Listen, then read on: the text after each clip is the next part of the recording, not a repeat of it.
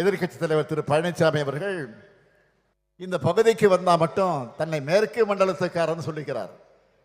ஆனால் உறுதியோடு சொல்கிறேன், பழனிசாமி அவருடைய ஆட்சி காலத்தில் விட நம்ம திராவிட மாடல் ஆட்சியில் தான் மேற்கு மண்டலத்தோட அனைத்து துறை வளர்ச்சிக்கும் அதிக திட்டங்கள் சாதனை செய்யப்பட்டிருக்கு. தொடர்ந்து செய்யப்படும் இதில் செஞ்சுக்கிட்டே இருப்போம். இன்னும் தொடர்ந்து நாங்கள் தான் செய்ய போகிறோம். அது எந்த மாற்றம் கிடையாது. அதனால் சொல்கிறேன், எந்த தைரியத்தில் எதிர்க்கட்சி தலைவர் இந்த பகுதியிலிருந்து தன்னுடைய பிரச்சாரத்தை தொடங்கினான்னு எனக்கு புரியல. ஆனால் நிச்சயமாக சொல்கிறேன், அதிமுகவோட 2026 தேர்தல் தோல்வி இங்கிருந்து தான் தொடங்க போகுது. ஏற்கனவே 2024 தேர்தல், உள்ளாட்சி தேர்தல், இடைத்தேர்தல்களில் இந்த மண்டலத்திலிருந்து தான் அவர் தோல்வியை பார்த்துட்டார். அதுதான் வர சட்டமன்ற தேர்தலையும் தொடர போகுது.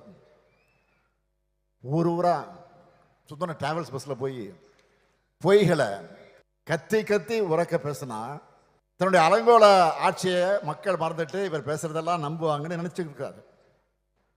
ஆனால் அவர் ஆசையில் மண் விழுற மாதிரி உங்களுடன் ஸ்டாலின், நலங்காக்கு ஸ்டாலின் நம்ம அரசோட திட்டங்கள் மக்கள்கிட்ட பெரிய இட்டாயிடுச்சு. அந்த வைத்தறிச்சல தான் திமுக அரசு மேலும் மேலும் ஸ்கோர் பண்ணிவிடக்கூடாது, மக்களுக்கு நன்மை நடந்துடக்கூடாதுன்னு மக்கள் நலத்திட்டங்களுக்கு தடை விதிக்க நீதிமன்றம் போனார். ஆனால் நீதிமன்றம் என்ன சொன்னது? அரசியல் காழ்ப்புணர்ச்சியை தீர்த்துக்க நீதிமன்றத்தை நாடுறது தப்புன்னு சொன்னது மட்டும் இல்லை, நம்ம அரசுக்கு முன்னாள் அமைச்சர் சி.வி. சண்முகம் 10 லட்சம் ரூபாய் நன்கொடை தர மாதிரி மாண்புமை உச்ச நீதிமன்றம் ஃபைன் போட்டு அனுப்பிட்டாங்க. இது உங்களுக்கு அவமானமா இல்லையா?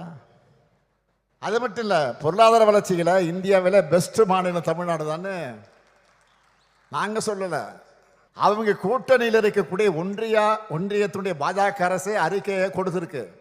இப்படி தொடர்ந்து அவருக்கு அடிமேல் அடி விடுது. இதனால விரக்தியின் உச்சத்துக்கு எதிர்க்கட்சி தலைவர்கள் போயிட்டாரு. அதனால தான் முதலமைச்சருங்கிற மக்கள் அளித்த பொறுப்புக்கு கூட மரியாதை தராம என்ன ஒருமையில் பேசிட்டு வர்றாரு. அதை பற்றியெல்லாம் நான் கவலைப்படல. இன்னும் பேசுங்க, இன்னும் இறங்கி பேசுங்க. நாங்கள் அதை பற்றி கவலையே படலை. எங்கள் பணி மக்கள் பணி. உங்களுக்கெல்லாம் பதில் சொல்லி என்னுடைய நேரத்தை வீணடிக்க நான் விரும்பலை.